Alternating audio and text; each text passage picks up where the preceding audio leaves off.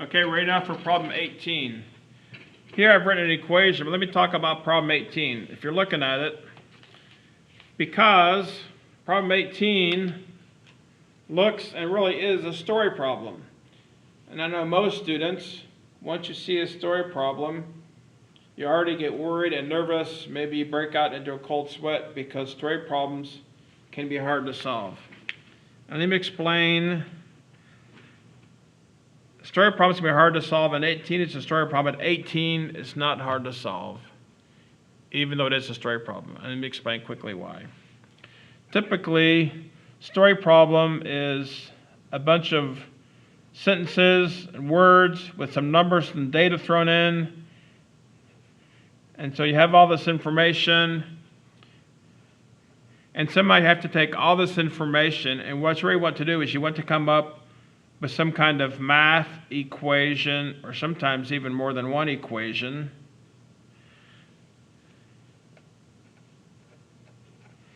This is the hard part. Usually once you come up with math equations, then you solve it, and oftentimes the math is not that bad.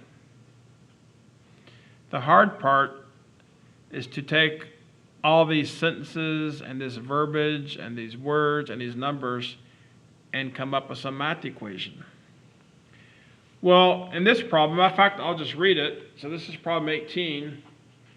If a single pane of glass obliterates 5% of the light passing through it, then the percent P of the light that passes through n successive panes is given approximately by the following function.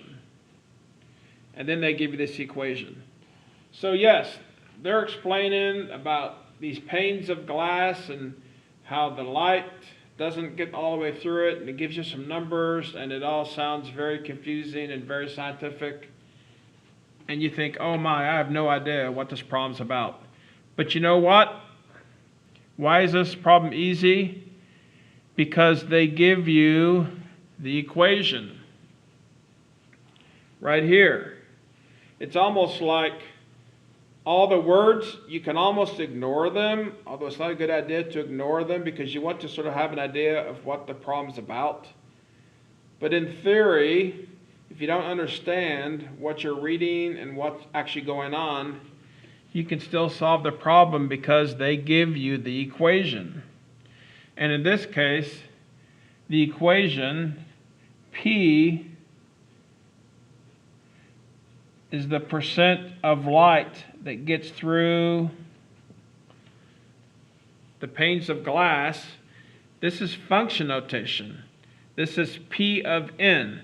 So in other words, we're saying we have an equation for the percent of light, and it's going to have the variable n in the equation. This does not mean P times n.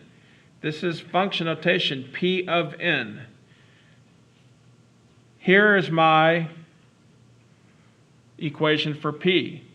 If some of you get confused, you could have written this equation, P equals 100 times 0.95 n.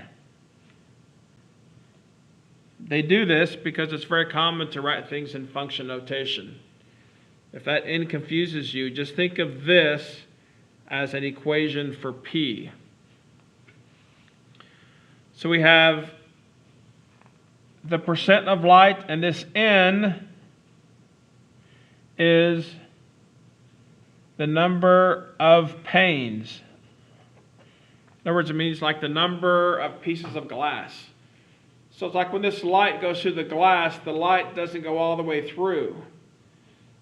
So therefore, the more panes of glass that the light tries to go through, the amount of light that gets through is less and less. And that's what this equation describes. This equation says you can plug in for n the number of panes, and that'll tell you the percent of the light that gets through.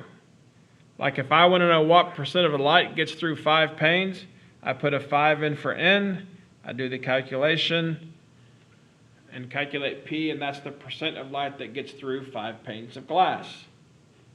Let's talk about this equation. This is an exponential equation. The big key is these parentheses are here because this exponent n only applies to the 0.95. The 100 is just a number. In fact, I could put like a multiplication here. It's 100 times 0.95 raised to the n power. And once you understand that, this is actually a very simple problem. Because part A says, what percent of light will pass through 5 panes? You know what they're really saying? What is P when n is 5? So here's my equation. P of n equals 100, 0.95 to the n. I'm saying, okay, take that equation for P and set n equal to 5. That's pretty easy to do. So here's my equation. 100 times 0.95 to the n, but n is 5. I simply do this calculation, and that's the answer to part A. And they say round to the nearest whole number. Now here's a key. The only way you can possibly calculate this is to have your scientific calculator. You need to make sure before you go and take your test that you know how to use your calculator to figure out numbers like this. And everybody's calculator is different. Calculators are always different.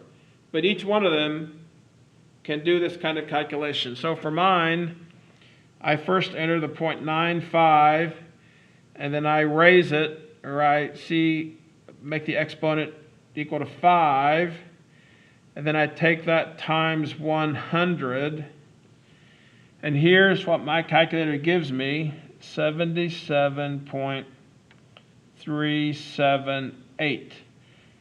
But now you have to look at the instructions. When you look on the test, it actually says, and right when it has the spot for the answer, it says, round to the nearest whole number. Whole number means no decimals. So now, 77.37, I need to look at the 3. Since 3 is less than 5, it stays 77, and that would be my answer for part A. Part B says, what percent of light will pass through 20 panes? So basically now we're saying, well, what happens when n is 20? So the percent of light when n is 20 is the same equation, except you set n equal to 20. Hopefully you're saying to yourself, wow, that's really not very hard. And that's true, it's not hard. And to think that this was a story problem that you think are always hard, but story problems are not always hard, especially if they give you the equation. So I take 0.95, raise it to 20th power, multiply by 100 again. This time I get 35.84. Once again, I round to the nearest whole number. Here I've got 35.8. This 0.8, since it's bigger than 5, causes this thing to bump up to 36. And that's my answer. Now, when you do story problems, when you get done, you should ask yourself the question, does this make sense? I mean, try to think about what is actually going on. So like I've said before, what's happening is they're trying to shine some light through these panes of glass. And the more panes of glass, the more the light gets decreased. And this number P is the percent of light that gets through. So what did we say? We say when there were 5 panes, 77% of the light got through.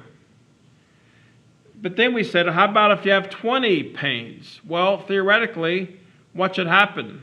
Well, less light should get through because we have more panes of glass. And we put in 20 in here, we say only 36%. So the number sort of makes sense. The more panes of glass we put in, the less amount of light that gets through. And that's the whole problem. Look at 19.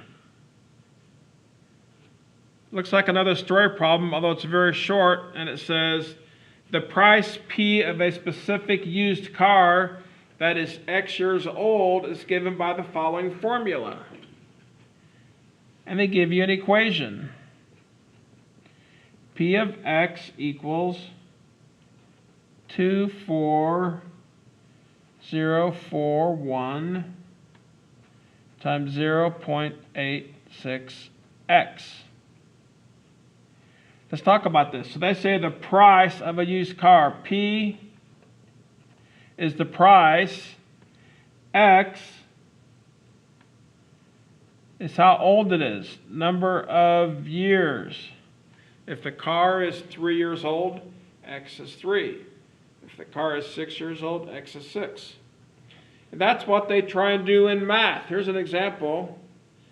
They try and come up with an equation where you can plug in the age of the car, and then you can mathematically figure out how much the car is worth.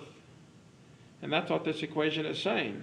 So part A of the problem, how much does a 3-year-old car cost?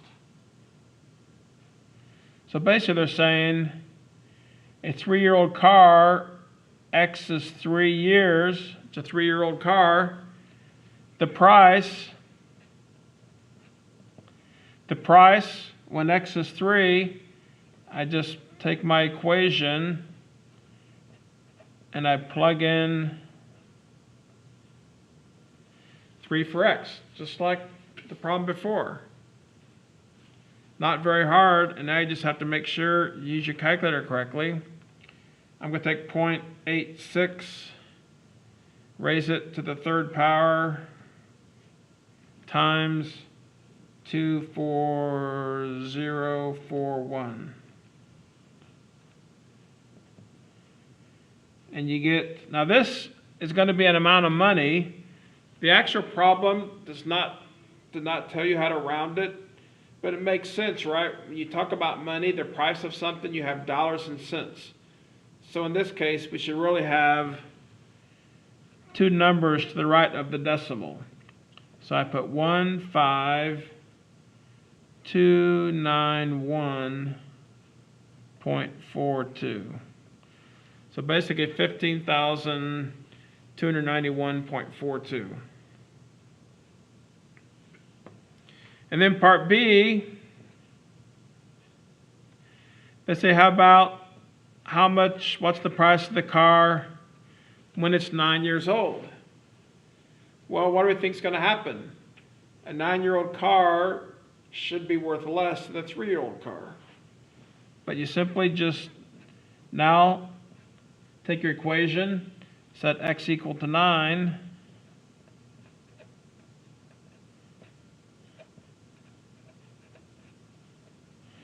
and see what happens. So you grab your calculator, 0.86 raised to the 9th power. Now my calculator hit equals, and then times 24041. In this case, 6186 point, I have 408, which rounds up to 41 cents. All right, so you can see a 3-year-old car is worth over 15,000. A 9-year-old car is worth just over 6,000. That sort of makes sense. You know, the older a car gets, the less it's worth. And that's problem 19. All right, so these are examples of exponential equations used in story problems. And hopefully you realize they're not very hard, especially because they give you the equation. It's just a matter of plugging in your numbers and using your calculator correctly. All right, so we'll start the next video with problem 20.